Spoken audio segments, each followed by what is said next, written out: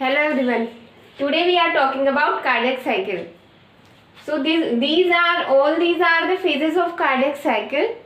This is not an anatomical diagram. This is only for easily understand the cardiac cycle or the phases of cardiac cycle. So this is the left side of heart. This is right atrium. This is left atrium, and this is left ventricle, and this is aorta. And these are the mitral wall, and these are aortic wall. Okay. Now the first phase of cardiac cycle is atrial systole, which is for 0.1 second. So atrial systole के time में क्या होगा, जो हमारा left atria है वो contract करेगा. जैसे ही लेफ्ट एट्रिया कॉन्ट्रैक्ट करेगा, जो ब्लड लेफ्ट एट्रिया के अंदर था वो चला जाएगा लेफ्ट वेंट्रिकल के अंदर through by the contraction of left atrium. और एट्रियल सिस्टोल की वजह से ओनली 20% जो ब्लड है वो ही फिल होता है लेफ्ट वेंट्रिकल के अंदर. रिमेनिंग 80% जो है वो पैसिव फीलिंग के थ्रू ऑलरेडी हमारे वेंट्रिकल के अंदर आ जाता है. ओनली 20% फीलिंग जो है वो एट्रियल कॉन्ट्रैक्शन की वजह से होती है. ठीक है.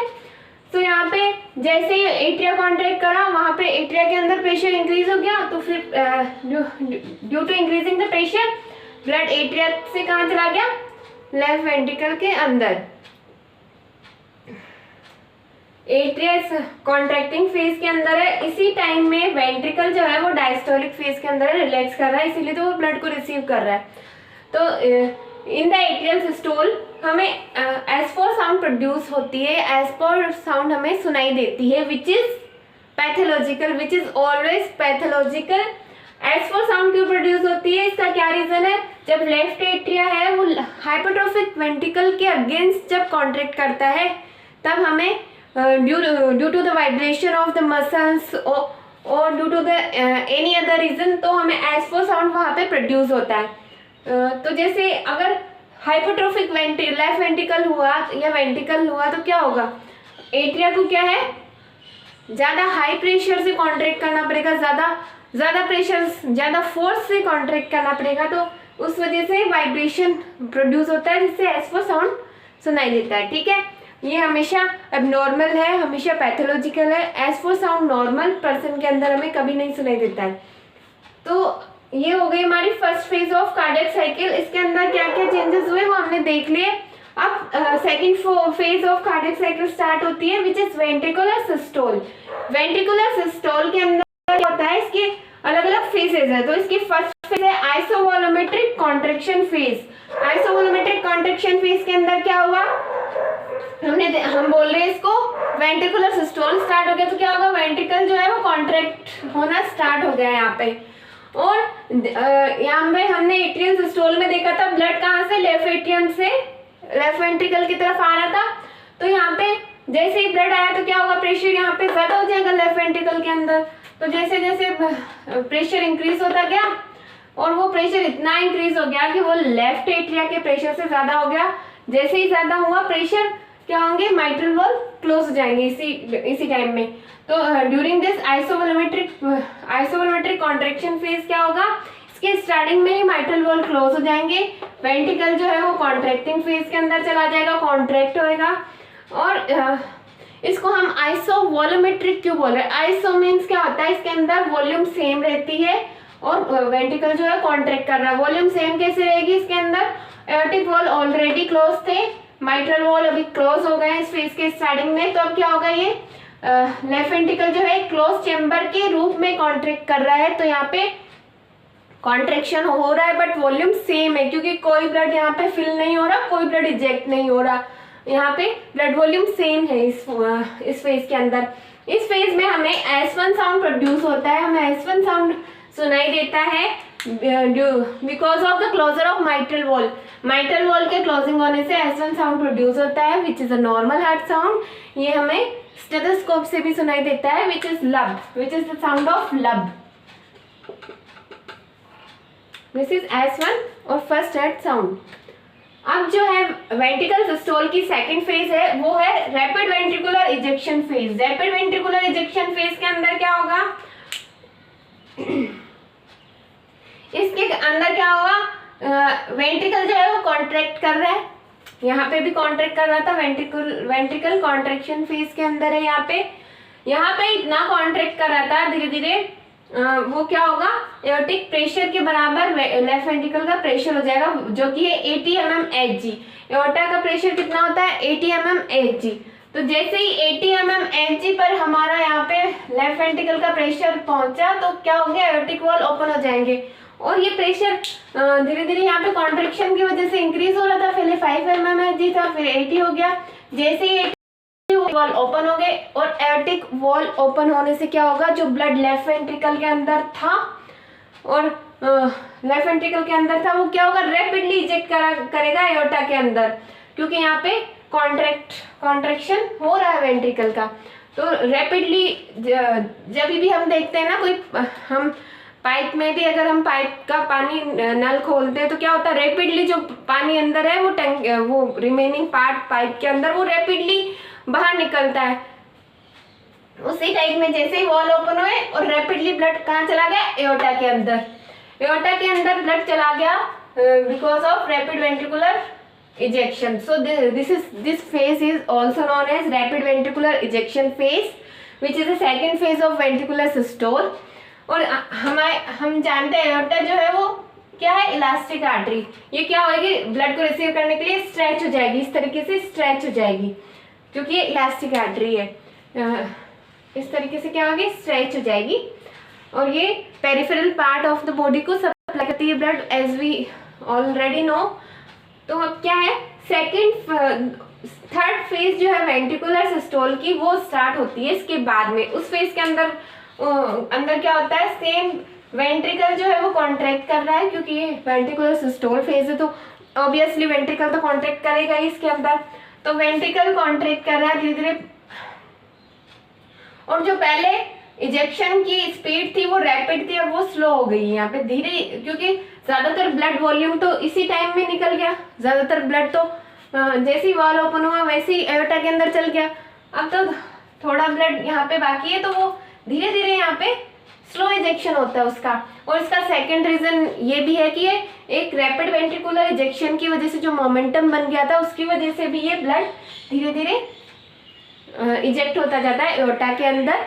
इस फेज को हम बोलते हैं slow ventricular ejection phase. Okay, slow ventricular ejection phase. और हमने देखा था इन फेजेस के अंदर क्या हो रहा है, राइट एट्रिया जो है हमारा एट्रिया, वो क्या है, डायस्टोलिक फेज के अंदर है। एट्रिया रिलैक्स कर रहा है, वो लंग्स के थ्रू जो ब्लड आ रहा है उसको रिसीव कर रहा है। It is act as a reservoir और स्टोर और एज ए टैंक। तो ये टैंक की तरह काम कर रहा है, लंग्स से ब्लड को यहाँ पे स्टोर कर रहा है धीरे धीरे, क्योंकि एट्रिया इस सारी फेजेस के अंदर डायस्टोलिक फेज के अंदर है। We already know atrial diastole is the longest phase of the cardiac cycle. Okay, तो अब हम देखते हैं नेक्स्ट फेज, वहां से क्या होगा, वेंट्रिकुलर डायस्टोल स्टार्ट हो जाएगा इस फेज के टाइम। तो वेंट्रिकुलर डायस्टोल जब स्टार्ट होगा, उसकी फर्स्ट फेज है आइसोवॉल्यूमेट्रिक रिलैक्सेशन फेज। इस फेज के अंदर क्या होगा, वेंट्रिकल जो है वो रिलैक्स करना स्टार्ट कर देगी। वेंट्रिकल हमारा रिलैक्स हो रहा है, वेंट्रिकल रिलैक्स हो रहा है। यहाँ पे प्रेशर जो है धीरे धीरे डिक्रीज हो रहा है। प्रेशर क्यों डिक्रीज हो रहा है, क्योंकि ज्यादातर ब्लड वॉल्यूम तो एओर्टा के अंदर इजेक्ट हो चुका है, तो यहाँ पे ब्लड है ही नहीं, ब्लड नहीं है तो प्रेशर कहाँ से होगा। तो प्रेशर धीरे धीरे ड्रॉप होता है लेफ्ट वेंट्रिकल के अंदर, और धीरे धीरे ब्लड ड्रॉप हो रहा है, प्रेशर ड्रॉप हो रहा है। प्रेशर की ड्रॉपिंग की वजह से क्या होगा, माइट्रल वॉल जो है वो क्लोज हो जाएंगे, क्योंकि एओर्टा का प्रेशर वेंट्रिकल के प्रेशर से ज्यादा होगा इस टाइम में, क्योंकि वेंट्रिकल के अंदर तो धीरे धीरे डिक्रीज हो रहा है ना प्रेशर, एओर्टा के अंदर भी डिक्रीज हो रहा है, क्योंकि वो पेरिफेरल पार्ट को सप्लाई कर रहा है, पर उतना डिक्रीज नहीं हो रहा है जितना कि लेफ्ट वेंट्रिकल का डिक्रीज हो रहा है। ठीक है, तो क्या होगा, इस वजह से माइट्रल वॉल क्लोज हो जाएंगे। माइट्रल वॉल क्लोज हो गए, सॉरी एओर्टिक वॉल क्लोज हो जाएंगे। एओर्टिक वॉल क्लोज हो गए, माइट्रल वॉल ऑलरेडी क्लोज है, तो फिर क्या होगा, इसको यहाँ पे क्या हो रहा है, वेंट्रिकल रिलैक्स कर रहा है as a close chamber. So this is known as isovolumetric relaxation phase. यहाँ पे वॉल्यूम सेम है, एट्रिया रिलैक्स कर रहा है। वॉल्यूम क्यों सेम है, क्योंकि माइट्रल और एओर्टिक वॉल दोनों क्लोज है, तो कोई ब्लड फीलिंग इंजेक्शन कुछ नहीं हो रहा है यहाँ पे। जितना ब्लड एट्रिया के अंदर वेंट्रिकल के अंदर था उतना ही है, उसके अंदर कोई कम ज्यादा नहीं हो रहा। So this is known as isovolumetric relaxation phase. इस फेज के अंदर हमें S2 साउंड सुनाई देता है due to closure of aortic wall. कभी भी हार्ट साउंड जो है ऑलवेज हमें तभी सुनाई देते हैं जब किसी भी वॉल का क्लोजिंग होता है। वॉल के क्लोज होने से ही नॉर्मली जो S1 S2 साउंड है वो प्रोड्यूस होते हैं, ठीक है। कभी भी वॉल ओपन होता है उसकी वजह से कोई साउंड प्रोड्यूस नहीं होता है, अगर होता है तो वो पैथोलॉजिकल है, ठीक है। सो S2 साउंड प्रोड्यूस हुआ due to closure of aortic valve, ठीक है। It is also physiological. यहाँ पे लब सुनाई दिया था, यहाँ पे हमें क्या सुनाई देगा, डब, ठीक है। ये सेकेंड हार्ट साउंड है जो कि हम स्टेथोस्कोप से सुनते हैं नॉर्मल पर्सन के अंदर, ठीक है। तो अब सेकेंड फेज जो है वेंट्रिकुलर डायस्टोल की, वो है रैपिड वेंट्रिकुलर फीलिंग फेज। ये फेजेस बहुत इजी है याद रखने का। यहाँ पे आइसोवोल्यूमेट्रिक रिलैक्सेशन था, तो वेंट्रिकुलर सिस्टोल के अंदर आइसोवोल्यूमेट्रिक कॉन्ट्रैक्शन था। यहाँ पे रैपिड वेंट्रिकुलर फीलिंग है तो वहाँ पे रैपिड वेंट्रिकुलर इजेक्शन था, ठीक है। तो इसके अंदर क्या होगा, एट्रिया वेंट्रिकल जो है वो हमारा रिलैक्सिंग फेज के अंदर है, वी ऑलरेडी नो। तो क्या होगा, रिलैक्सिंग फेज के अंदर है, आइसोवोल्यूमेट्रिक रिलैक्सेशन में देखा था हमने, धीरे धीरे ड्रॉप हो रहा है प्रेशर धीरे धीरे डिक्रीज होता है, इतना डिक्रीज हो जाता है कि वो एट्रिया के प्रेशर से बहुत कम हो जाता है, एट्रिया का प्रेशर से ज्यादा हो जाता है क्योंकि वो डिक्रीज हो रहा है। तो जैसे ही एट्रिया का प्रेशर ज्यादा हुआ क्या होंगे, माइट्रल वॉल ओपन हो जाएंगे। माइट्रल वॉल ओपन हुए तो ब्लड रैपिडली फिल होगा लेफ्ट वेंट्रिकल के अंदर, जैसा एओर्टा के अंदर हुआ था, सेम हमने देखा था। यहाँ पे रैपिडली इंजेक्ट हुआ तो वैसे ही रैपिडली फिल होगा जब जैसे ही माइट्रल वॉल ओपन हुए। तो यहाँ पे रैपिड वेंट्रिकुलर फीलिंग हो गई, वेंट्रिकल जो है रिलैक्सिंग फेज के अंदर है और रैपिडली ब्लड लेफ्ट एट्रिया से वेंट्रिकल के अंदर आ रहा है। यहाँ पे ESV क्या है, एंड सिस्टोलिक वॉल्यूम। ये कैसे ये क्या होती है, एंड सिस्टोलिक वॉल्यूम होती है आफ्टर द इजेक्शन जो हुआ था ओवरऑल, उसके बाद में जो रिमेनिंग ब्लड रह जाता है लेफ्ट वेंट्रिकल के अंदर वो होता है एंड सिस्टोलिक वॉल्यूम। कभी भी ओवरऑल 100% ब्लड जो है वो इजेक्ट नहीं होता है थ्रू द एओर्टा, उसका कुछ पार्ट रह जाता है, वो एंड सिस्टोलिक वॉल्यूम होता है, ठीक है। तो यहाँ पे रैपिडली ब्लड इजेक्ट फील हुआ। सेकेंड फेज जो है वेंट्रिकुलर डायस्टोल की, वो होती है स्लो वेंट्रिकुलर फीलिंग फेज, उसको डायस्टेसिस भी बोलते हैं, ठीक है। इसके अंदर क्या होगा, सेम स्लो वेंट्रिकुलर इजेक्शन में हुआ था वैसे ही स्लो वेंट्रिकुलर फीलिंग के अंदर फीलिंग स्लो हो जाएगी क्योंकि यहाँ पे ज्यादातर ब्लड पहले ही चला गया था रैपिड वेंट्रिकुलर फीलिंग की वजह से। तो अब उसका फ्लो स्लो हो जाएगा क्योंकि वहाँ पे अमाउंट कम रह गया ब्लड का लेफ्ट एट्रिया के अंदर, और लेफ्ट वेंट्रिकल के अंदर तो वैसे ही रैपिड वेंट्रिकुलर फीलिंग की वजह से।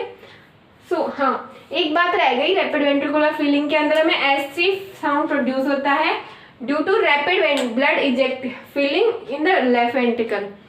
रैपिडली जो ब्लड फिल होता है उसकी वजह से वाइब्रेशन होता है, मसल्स वाइब्रेट करती है और जिसकी वजह से हमें S3 साउंड प्रोड्यूस होता है। ये नॉर्मल इंडिविजुअल में नहीं सुनाई देता है, ड्यूरिंग एक्सरसाइज इस टाइम में हमें ये सुनाई दे सकता है, बट ये स्टेथोस्कोप से नहीं सुना जा सकता है। ये तो होता तो नॉर्मली ही है, ठीक है। तो ये हमने सारे हार्ट साउंड की बात कर ली है साथ साथ में फेजेस के साथ में। अब हम देख रहे थे स्लो वेंट्रिकुलर फीलिंग फेज, इसमें स्लो हो गई है वेंट्रिकुलर फीलिंग क्योंकि अंदर ब्लड रैपिड वेंट्रिकुलर फीलिंग की वजह से, तो यहाँ पे वेंट्रिकुलर फीलिंग स्लो हो गई, इसको डायस्टेसिस भी बोलते हैं।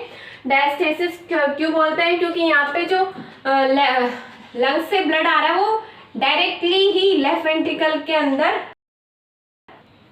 जा रहा है, क्योंकि इसको एट्रिया यहाँ पे एट्रिया जो है वो डायस्टोलिक फेज के अंदर कॉन्ट्रैक्शन नहीं हो रहा है, तो पैसिव फीलिंग हो रही है यहाँ पे, डायरेक्टली लंग्स से वेंट्रिकल में ब्लड फिल हो रहा है, इसीलिए डायस्टेसिस बोलते हैं। और सेकंड मीनिंग होता है डायस्टेसिस का मतलब सेपरेट टू थिंग्स। तो ये किस किस को सेपरेट कर रहा है, फर्स्ट रैपिड वेंट्रिकुलर फीलिंग और first ventricular feeling and last rapid ventricular feeling को। लास्ट रैपिड वेंट्रिकुलर फीलिंग किस टाइम होती है, एट्रियल सिस्टोल के टाइम। हमने देखा था 80% जो ब्लड है वो rapid ventricular feeling slow ventricular feeling की वजह से ही हो गया था, यहाँ पे ओनली 20% ही तो एट्रियल सिस्टोल की वजह से हुआ था। तो इसको हम लास्ट वेंट्रिकुलर फीलिंग भी बोलते हैं। तो ये फर्स्ट वेंट्रिकुलर फीलिंग और लास्ट वेंट्रिकुलर फीलिंग को सेपरेट कर रही है ये फेज, तो इस वजह से भी इसको डायस्टेसिस बोल सकते हैं। और इसका दूसरा रीजन है ये लंग से डायरेक्ट ब्लड लेफ्ट वेंट्रिकल के अंदर जा रहा है, इस वजह से भी इसको डायस्टेसिस बोलते हैं। फिर अगेन वही एट्रियल सिस्टोल स्टार्ट हो जाएगा स्लो वेंट्रिकुलर फीलिंग के बाद में। एट्रियल अगेन सिस्टोलिक फेज के अंदर चला जाएगा और ये जो हमारा कार्डियक साइकिल है वो कंटिन्यू रहेगा, है ना। ठीक है, सो this is all about cardiac cycle. अगर आपको इसको समझने में इजी रहा हो या आपने इजीली इसको समझ पाए हो तो please like share and comment. Thank you.